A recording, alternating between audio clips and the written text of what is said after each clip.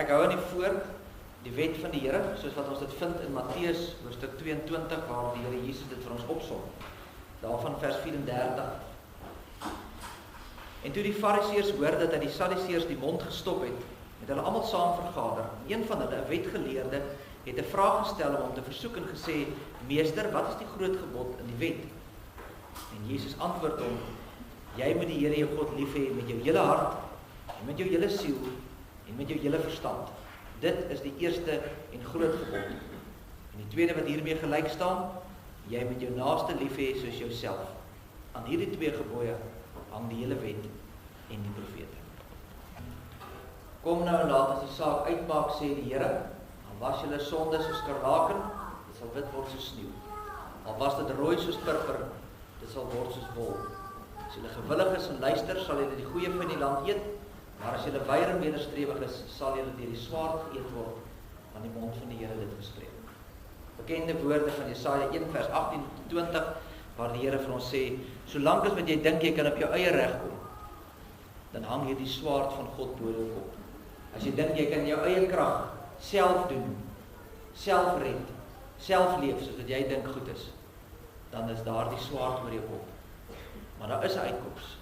Die uitkoms is jou Here Jesus Christus, jou saligmaker van ons. En daarom hoor ons dit: Kom na my toe, elkeen wat moeg en oorlaai is. Kom, want by my is die lewe en vrede. Kom, ons bely ons geloof in hierdie genadige God wat ons dien. Ons doen dit met die woorde van die 12 artikels en ons sê dit vanmôre weer hardop saam. Ek glo in God die Vader, die Almagtige, die Skepper van hemel en aarde, en in Jesus Christus, sy eniggebore Seun, ons Here, wat ontvang is van die Heilige Gees, gebore is uit die Maagd Maria, wat gelei het onder Pontius Pilatus, gekruisig, gestorwe en begrawe is, en ter helle neergedaal het, wat op die derde dag weer opgestaan het uit die dode, opgevaar het na die hemel, en sit aan die regterhand van God, die Almagtige Vader, van waar hy sal kom om te oordeel die lewende en die dode. Ek glo in die Heilige Gees. Ek glo aan 'n heilige, algemene Christelike kerk, die gemeenskap van die heiliges, die vergifnis van sondes, die wederopstanding van die vlees en 'n ewige lewe. Amen. Geliefdes, as u Bybels hier het, kan u saam met my blaai na Johannes hoofstuk 17. Johannes hoofstuk 17, en daarvan gaan ons net die eerste 5 verse lees.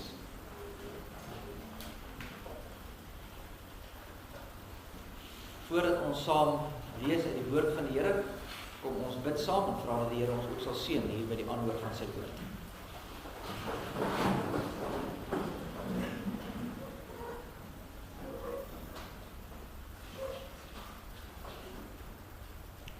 Heilig, heilig, heilig is die Here God Almagtig, Vader, Seun en Heilige Gees.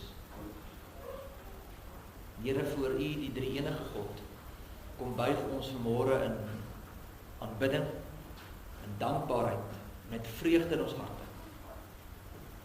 Ons is dankbaar om vanmôre weer hier saam met medegelowiges te kan sing, te kan bid, te kan vergader, om u naam te verheerlik. Here, dankie vir die voorreg wat ons het, om hier sonder vrees van vervolging te kan bely, te kan uitroep, te kan sing, dat ons die kinders is. Ons bid vir miljoene mense wat op hierdie aarde leef, wat nie hierdie voorreg het nie, wat moet wegkruip, omdat hulle u kinders is. Ons bid en vra dat u vir hulle besonder sal bystaan en sal versorg. Ons dink aan die oorlog wat in hierdie wêreld woed, waar soveel mense doodgaan, soveel hongersnood, soveel peste en ellendes uitbreek. Ons bid en vra dat u ook daar sal wees, en dat u kinders daar ook sal veilig hou. Here, maar ons weet dat hierdie dinge ook alles deel is van u raadsplan. Al hierdie dinge gebeur, ons sien dit ook in die skrif, dat dit ook so sal wees, voordat u kom. Daarom roep ons uit saam met alle mense oor alle eeue, kom Here Jesus, kom tog gou. Kom verlos ons van hierdie aardse sonde en hierdie swaar kry en pyn. Maar ons besef ook dat ons hier op aarde roeping het, dat ons nou u lig moet laat skyn, ligdraers wees vir u, sodat ander ook sal sien en sal hoor, Here, dat u deur die werking van die Gees ook in hulle harte sal werk, en dat hulle ook tot bekering sal kom. Gebruik ons in hierdie wêreld ook as u diensknegte. Ons bid vir ons eie gemeente, vir die wat siek is, ons dinkend aan die Letty, wat die asemhaling sukkel, ook die gesin wat daaronder ly, deur moeilike tye gaan. En Pieter Lou wat in die hospitaal is, steeds gister opereer is vir ons, bid vir sy beterskap ook. Ons is dankbaar vir broer Andrei Moelman wat môre hier ook by ons is, ook ongesteld is. Ons bid vir Marcel wat in die week wat verby is, sy knie gebreek het, en ook herstel by die huis. Here, maar daar is ook baie ander wat siek is, wat in hulle binneste ook 'n worstelstryd het. Ons bid ook vir hulle. Here, gee dat ons hier by die kerk ook werklik waar vir mekaar daar sal wees om mekaar se laste te dra. Maar nie net hier nie, ook in die wêreld daar buite. Dat ons sal gaan leef dit wat ons glo. Here, maar ons weet nie altyd hoe om te leef nie, ons weet nie hoekom ons doen wat ons doen altyd nie. Baie van wat ons doen is maar tradisie, en daarom kom ons juis vanmôre na u toe in die woord, om na u woord te luister.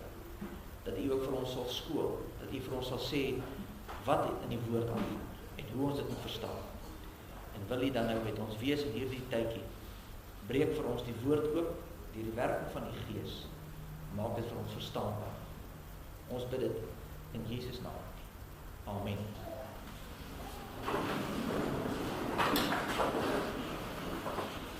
Ek lees vir ons saam uit Johannes hoofstuk 5.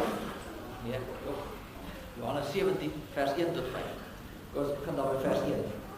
Dit het Jesus gespreek en hy het sy oë na die hemel opgehef en gesê: Vader, die uur het gekom. Verheerlik u seun, sodat u seun u ook kan verheerlik. Soos u hom mag oor alle vlees gegee het, sodat hy aan almal wat u hom gegee het, die ewige lewe kan gee. En dit is die ewige lewe, dat hulle u ken, die enige waaragtige God, en Jesus Christus wat u gestuur het. Ek het u verheerlik op die aarde, die werk wat u my gegee het om te doen, het ek volbring. En nou, Vader, verheerlik my by u self met die heerlikheid wat ek by u gehad het voordat die wêreld was. Net tot sover uit die woord van die Here. Geseënd is elkeen wat die woord hoor en dit ook in sy en haar hart bewaar. En geliefdes, in ons Here Jesus Christus, die Bybel leer ons dat daar net een ware God is. Maar dat God hom in die woord aan ons openbaar as 3 persone. God die Vader, God die Seun en God die Heilige Gees. Dis nie iets wat mense uitgedink het. Dis nie 'n klomp dominees of doktors of professors wat by een of ander synode gaan sit en gesê het, hoe moet ons dink oor God? Ja, ons dink hy is Vader, Seun en Heilige Gees. Dis nie wat mense uitgedink het nie. Dis hoe God homself aan ons openbaar. En as ons dit vir mekaar sê, as ons hoor Vader, Seun en Heilige Gees, een wese, 3 persone, dan wil ek amper sê, soos ons maar met die kinders sê, dan val die tor nou af. Dan dis vir ons moeilik. Hoe verstaan ons dit? En dis vir ons, daai is vir ons 'n moeilike ding om te verstaan. En hier maak ons baie keer 2 foute. Aan die een kant dink mense, hulle kan God ten volle verklaar. Jy kan nooit God verklaar ten volle nie, want dan is hy nie God nie. Want die oomblik as jy dit kan regkry om jou God wat jy aanbid in jou kop te kan vasvat en sê, o ja, dis hoe God is, tam, dis die prentjie, dis God. Wat het jy gedoen? Jy het God vasgevat in jou verstand. Hy's groter as dit. Die oomblik as jy God kan ten volle verstaan, dan beteken hy is nie God nie. Dan is jy besig met iets anders, dan is jy besig met jou eie God. So ons moet dadelik verstaan, ons koppe is te klein, ons kan nie alles verstaan van God. Dis die een kant. Die ander kant wat ons moet versigtig moet wees is dat wanneer ons dan hoor dat God sê ek is een wese maar 3 persone, dat ons dan sê ag, maar dan verstaan ek dit in elk geval en dan los ek dit nou maar net. Hoekom? Dan glo ek nou maar net dit en dis dan wat dit. Dan is dit so asof ons die skakelaar net afsit en nou dink ons net verder glad nie meer daaroor nie. En dis ook nie reg. God kan waarlik geken word. Hier is dit. Maar ons gaan hom nie ten volle verstaan nie. Ons kan nie. Ons het nie menslik, ons het nie die vermoë nie. Want ons kop is te klein, ons kan dit nie doen nie. En hier in Johannes 17 kom ons dan by 'n teks uit waar ons so 'n stukkie van die drie eenheid sien. Daar's 'n stukkie wat vir ons oopgemaak word en ons sien hoe werk die Vader en die Seun en die Heilige Gees. Want ons sien hier dat Jesus, die Seun, God die Seun, praat met God die Vader oor die verhouding tussen die Vader en die Seun wat van alle ewigheid af is. So hier word vir ons so 'n stukkie verduidelik. En nou kan jy dalk sê, Dominee, wat maak dit nou saak? Is dit regtig vir ons belangrik om te weet wat is die verhouding tussen die Vader en die Seun en die Heilige Gees? Dis mos God en dis God se dinge. Wat het dit met my en jou te doen? En die antwoord is nogal baie.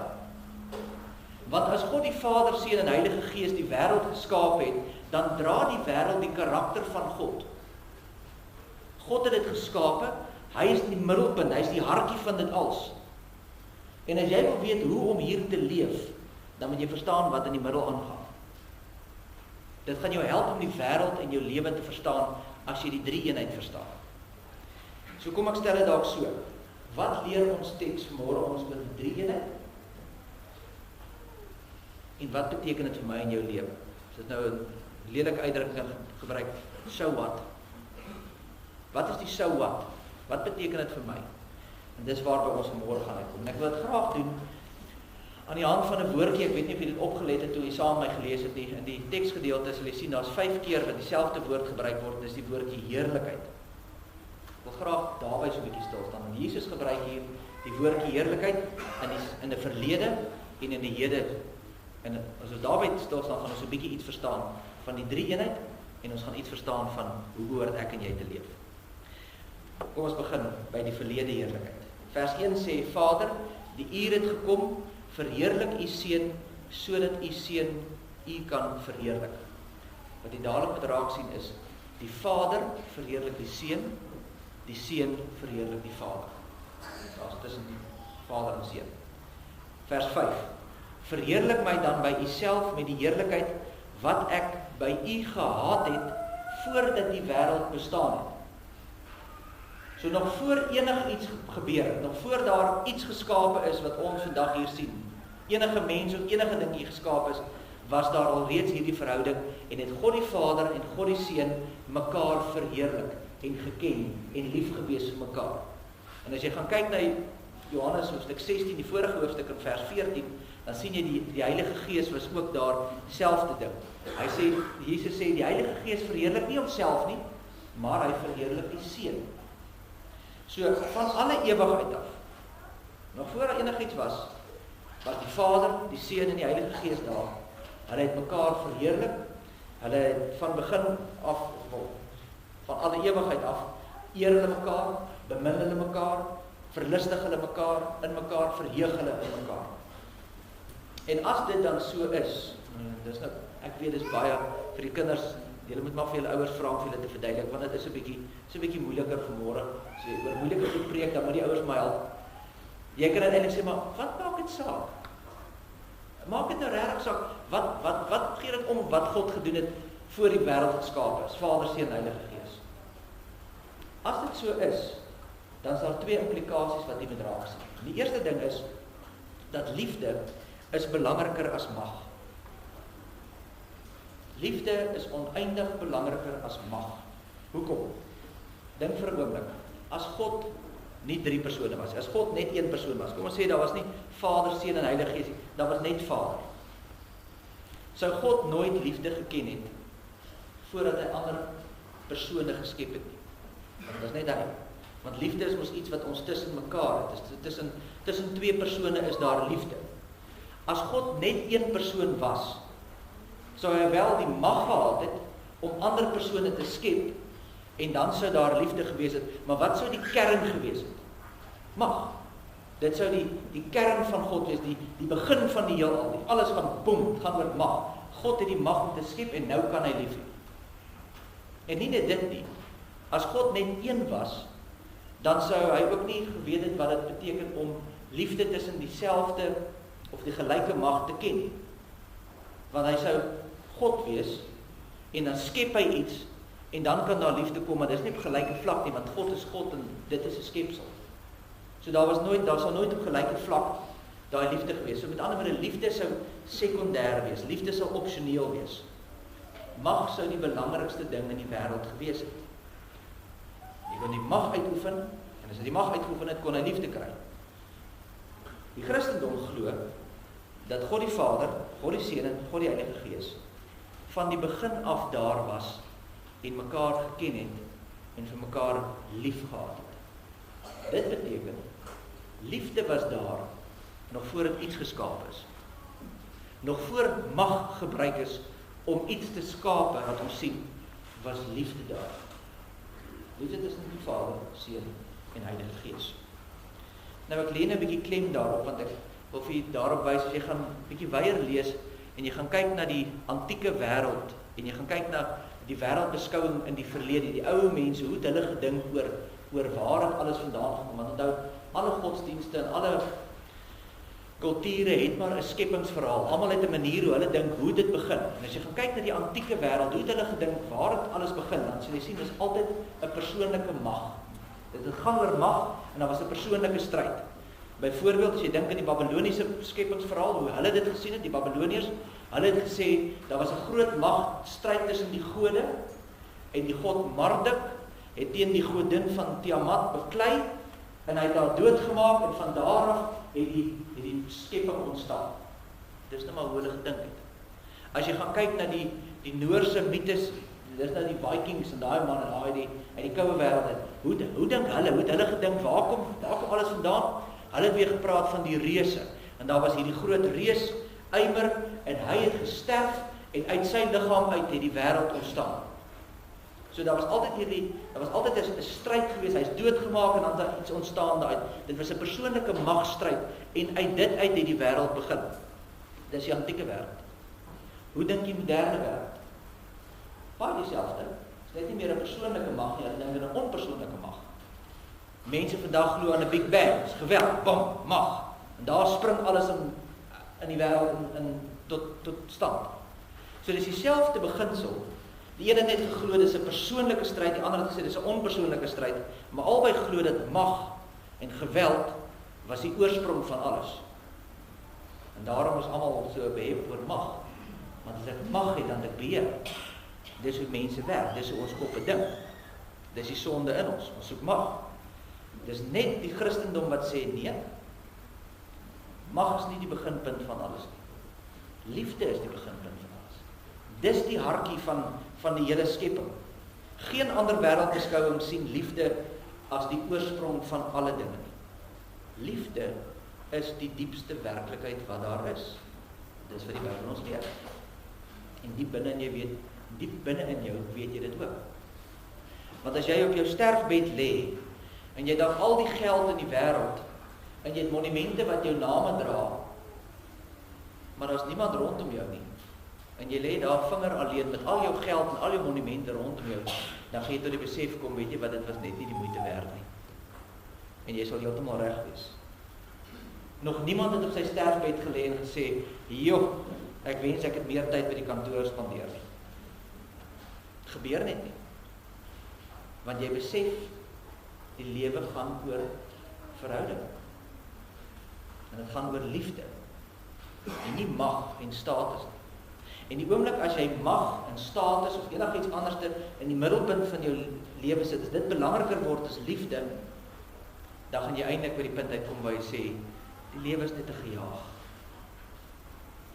Dis hoekom baie van die vanmôre hier sit en moeg is. En jy voel dat die lewe is net 'n gejaag na wind. Want dit is presies wat jy doen. Jy is besig met mag en status en goed en geld en al hierdie dinge. Dis hoekom jy moeg raak. Want dit is net 'n gejaag na wind. Want die wêreld is nie so gemaak. Ons is gemaak in die beeld van God. En in die sentrum daarvan lê die drie-eenheid. Wat liefde is, verhoudings. Dis die antwoord. Sien jy hoekom dit belangrik is om te verstaan waaroor die drie-eenheid gaan? Want dan verstaan jy hoe die hele wêreld geskaap is. Maar nie net dit nie, daar is nog 'n tweede implikasie. As jy glo dat God die Vader, Seun en Heilige Gees van die begin af daar was, mekaar vereer, mekaar verheerlik, mekaar liefhet, dan is die implikasie dat jy nooit werklik gelukkig sal wees in hierdie lewe as God nie die hoofdoel in jou lewe is nie. As hy nie die een is wat jy verheerlik. Nou hoekom ek daarby vra vir jouself die vraag: waarom sou 'n drie-enige God die wêreld skep? Hoekom sou God dit doen? Weereens, as ons sê as God net een was, dan kan ons sê, wel, God moes ander persone skep sodat hy liefde kon ervaar en hierdie verhouding kon ervaar, want wat is daar beter in die lewe as dit? Dis die hoogste ding wat ons kan beleef, is liefde vir mekaar. As jy iemand lief het en daai persoon is lief vir jou, dis mos die lekkerste ding wat daar is. En mense sou seker kon redeneer, wel as God dan net een was, dan sou hy hierdie ander persone geskep het met die doel om dan dit te beleef en dit te ervaar. Maar die drie-enige God het dit nie nodig gehad. Hy was klaar gelukkig. Hy het klaar alles gehad wat hy nodig had. God het nie mense nodig nie. God het nie ons nodig om sy wêreld vol te maak, om te voel, nou is daar 'n sin en 'n doel nie. Hy het reeds alles gehad. God die Vader, Seun en Heilige Gees is voldoende. Daar's niks ekstra nodig nie. Hoekom sou hy dan die wêreld skep? Nou die geleerde manne, die manne met die dik brille sê, hulle glo God het die wêreld geskep. Nie om geluk daaruit te kry nie, maar om dit te deel. Om dit te deel met ons. So die Vader, die Seun en die Heilige Gees het mekaar lief, en hulle eer mekaar, en hulle verhef mekaar, en hulle verheerlik mekaar voortdurend. Hulle leef vir mekaar se eer. Hulle verheerlik mekaar. En dit gaan nou vreemd klink, maar hulle lewe eintlik vir God. Want die Vader verheerlik die Seun, en die Seun die Vader, en die Heilige Gees die Seun en die Vader. So, dit gaan nie oor, in die drie-eenheid, gaan dit nooit oor, die Vader verheerlik homself. Ek is die belangrikste. Nee, verheerlik die Seun. En die Seun sê ook nie, ek is die belangrikste nie, nee, verheerlik die Vader en die Gees. En die Gees sê ook nie, ek is die belangrikste nie, hy verheerlik die Vader en die Seun. So dit leer ons, dat as ons dan in die beeld van God gemaak is, gaan jy nooit werklik gelukkig wees, as jy jou eie heerlikheid soek. En ons sien dit in ons samelewing ook. Die oomblik, as jy iets anderste in God se plek sit, dan kry jy seer. Dink maar in verhoudings. Hoeveel keer gebeur dit nie in 'n huwelik, dat daai man of vrou, dit raak jou alles. En dan kom die teleurstelling. En dan kom die gebrokenheid. En dan kom die egskeiding. En wat gebeur? Jou hele lewe val uit mekaar uit. Dis oorweldigend. Baie van ons doen dit met ons kinders. Ons kinders word die middelpunt van ons lewe. Dis alles. Dis waarvoor ek werk, dis waarvoor ek opstaan, dis wat alles wat ek doen. Dis my lewe. En dan dwaal daai kind af. Of daai kind maak droog, of raak rebels, of stel jou teleur. En daai ouers is stikkend, hulle weet nie wat er kan toe nie. Party doen dit met geld en sukses en status, hulle leef vir die werk, en hulle besigheid, aan hulle naam. En dan verloor hulle die werk en geld verdwyn en die aansien val weg. En dan voel hulle, daar's net nie meer 'n rede vir lewe nie. Hoekom? Want 'n skepsel kan nie in die plek van God staan nie. Niks in hierdie wêreld kan in die plekkie staan waar God moet wees nie. God het jou gemaak om hom te aanbid. Hoe weet ons dit? Die drie-eenheid wys dit vir ons uit homself. Die Vader verheerlik nie homself nie. Hy verheerlik die Seun en die Gees en so. Dis die voorbeeld wat ons van die drie-eenheid God ontvang. So hoe ervaar die Vader, Seun en die Heilige Gees het geluk? Nie deur myself te verheerlik. Nie deur dit self te doen vir myself nie, maar om die ander een te verheerlik. Dit geld vir ons ook. Wanneer jy jou man of jou vrou jou hoogste heerlikheid maak, wanneer jy jou geld en jou status of jou voorkoms of wat ook al, en jou kinders jou hoogste heerlikheid maak, dan gaan dit nooit genoeg wees nie. Jy gaan jou seer maak, jy gaan seer kry. Dit is slegs wanneer God die middelpunt van jou lewe is, wanneer hy die hoogste prioriteit kry, wanneer hy vir jou die belangrikste is. Dis al wanneer jy werklik waar gelukkig sal wees. Hoe weet ons dit? Want dis hoe God die wêreld geskaap het. Want in die middel van alles, daar waar alles begin het, lê die drie-eenheid. En dis hoe die drie-eenheid werk. En dis hoekom dit vir jou ook gaan werk. Dis hoekom ons dit doen. Dis wat ons leer uit die woord. Dis die verlede heerlikheid. Nou, dan kom ons by die teks terug en dan sien ons, daar's ook 'n huidige heerlikheid. Jesus sê daar in vers 1, Vader, die uur het gekom. Nou, die oomblik as hy sê, die uur het gekom, en jy weet, dit verwys altyd na Jesus se kruisiging. Oral in die boek van Johannes, as hy sê, die uur het gekom, of die uur het nog nie gekom nie, dan is dit elke keer 'n verwysing na die tyd wanneer Jesus gekruisig gaan word. En Jesus sê in ons teks, Vader, die uur het gekom, en dan sê hy in vers 5, Vader, verheerlik my by U self, met die heerlikheid wat ek by U gehad het, voordat die wêreld bestaan het. So wat moet jy hier raak sien? Jesus het, toe hy na die wêreld toe gekom het, na die aarde toe gekom het, het hy sy heerlikheid prysgegee. Filippense 2 praat daarvan, sê, die Here het hom van sy heerlikheid leeg gemaak. En wat beteken dit? Dink gou aan Eksodus 33, en daar Moses, as Moses die Here wil sien, dan sê hy, Here, ek wil U met my oë sien, ek wil fisies sien. En dan sê die Here vir hom, jy kan my nie sien nie. My heerlikheid sal jou oorweldig, jy sal sterf. As jy die heerlikheid, die ware heerlikheid van God sien, sal jy doodgaan. Maar nou kom Jesus na hierdie aarde toe, en hy is homself ook God die Seun. En mense sien hom en gaan nie dood nie, hoekom nie? Want hy het homself leeg gemaak van sy heerlikheid. Hy het sy goddelike heerlikheid het hy bedek, sodat mense hom nou as 'n mens kan sien, en hulle word nie vernietig nie. Hy het sy goddelike heerlikheid prysgegee.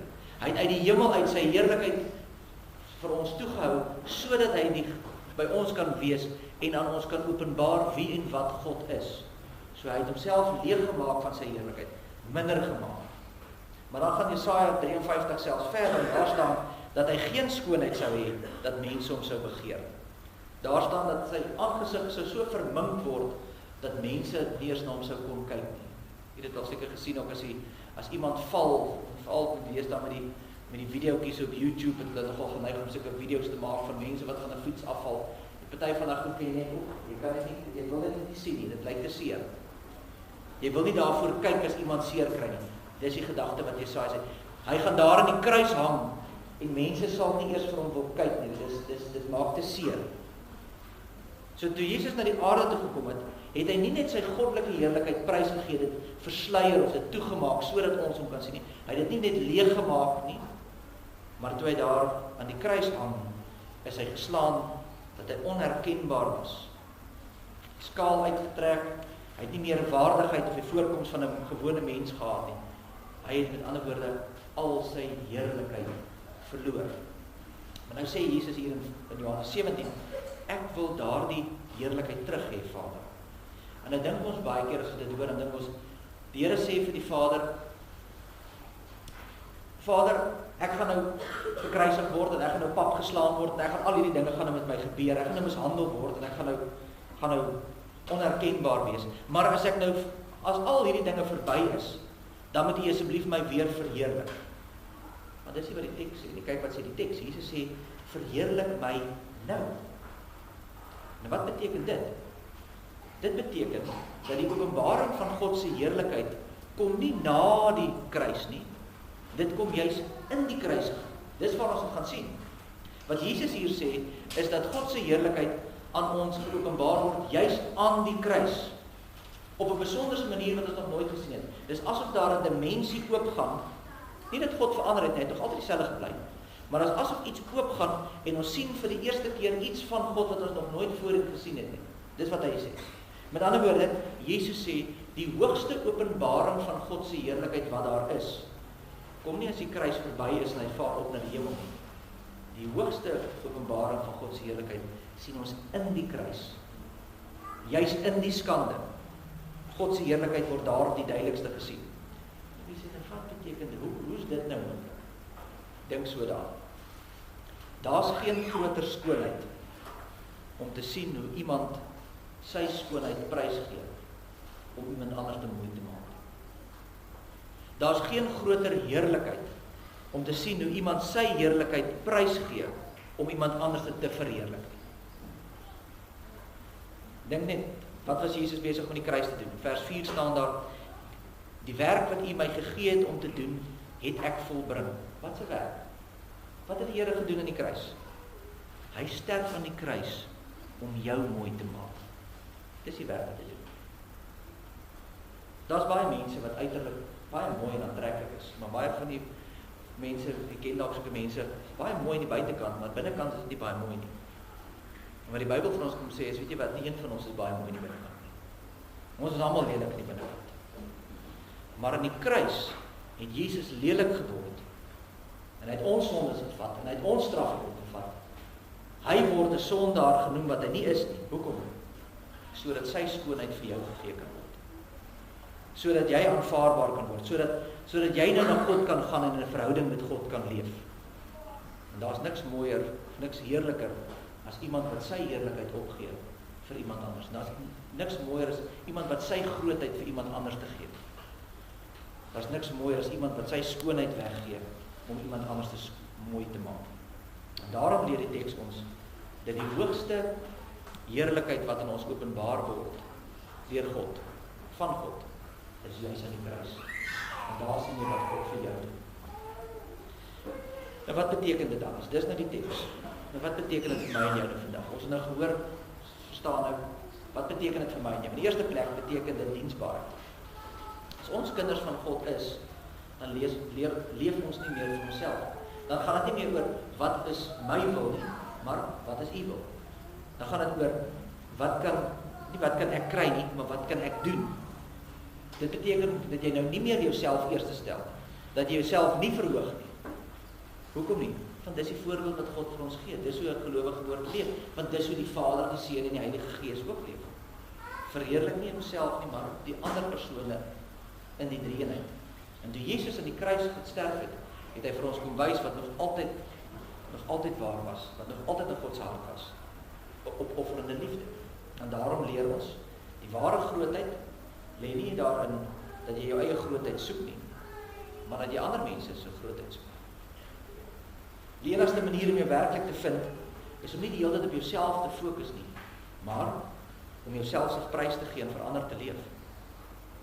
En dis hoe God is. En daarom dis hoe die wêreld ook sal wees. Die regte wêreld, maar hoe leef die wêreld daar buite?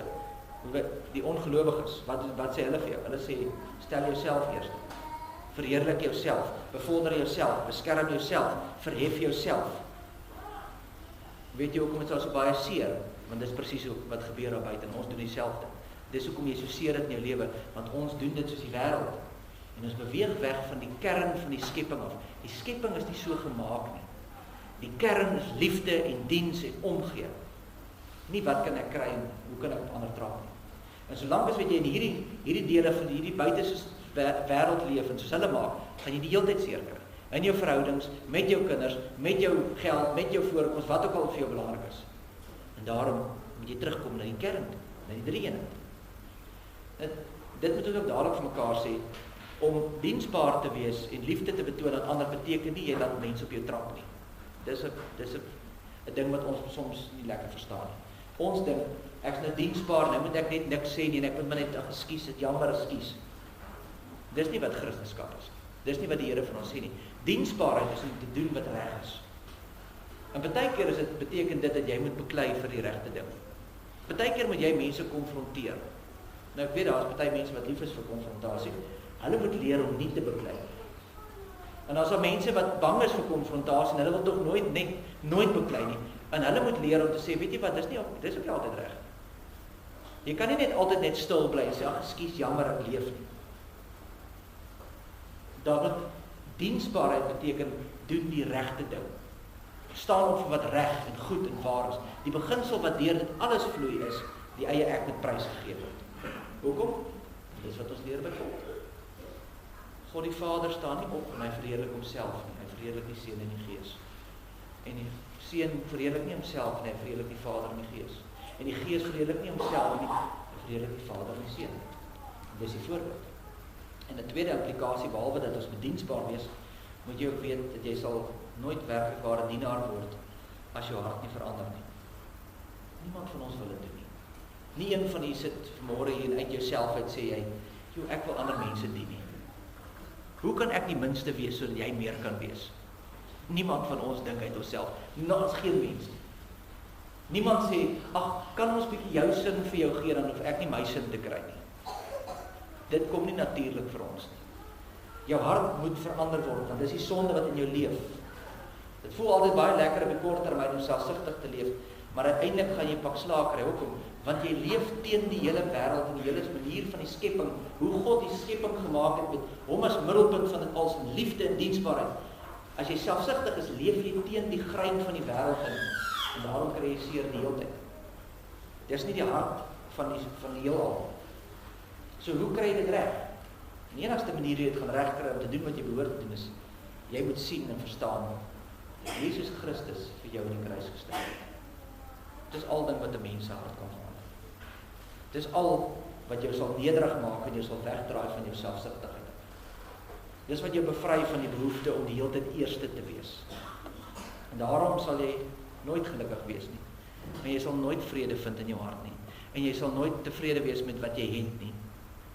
As jy nie begin by die punt om te sê, verstaan, dat Christus met sy lewe vir jou neergelê het. Jy moet sien hoe hy vir jou sterf. Vir jou sondes betaal. Wat die enorme prys hy betaal om jou te kan vrykoop. En hoe hy lelik word om jou te kan mooi maak. Dis wat die hart verander word. En dis wat ons diensbaar is. Mag die Here ons daar. Amen. Kom ons bid saam.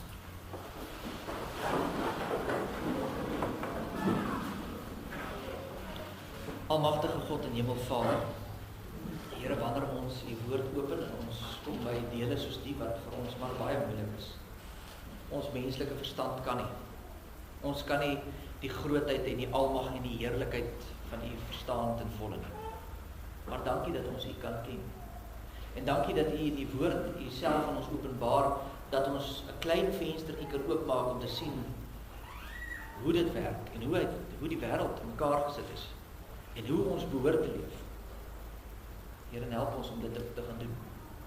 Dat ons nie die wêreld se maniere verstrengeld sal raak en mag en status en al hierdie dinge soek nie, maar dat ons, soos die voorbeeld wat U vir ons stel, soos beelddraers van U sal leef. Dit begin by liefde en omgee en diensbaarheid. Here, maar ons weet ons kan dit nie op ons eie doen nie. Ons harte moet verander word. En daarom dank ons U dat U deur die Gees ook in ons werk. Dankie vir die leiding wat U vir ons gee. Sterk ons in die pad wat ons moet stap, dat ons hierdie werk wat U vir ons gee om te doen ook sal doen met ywer.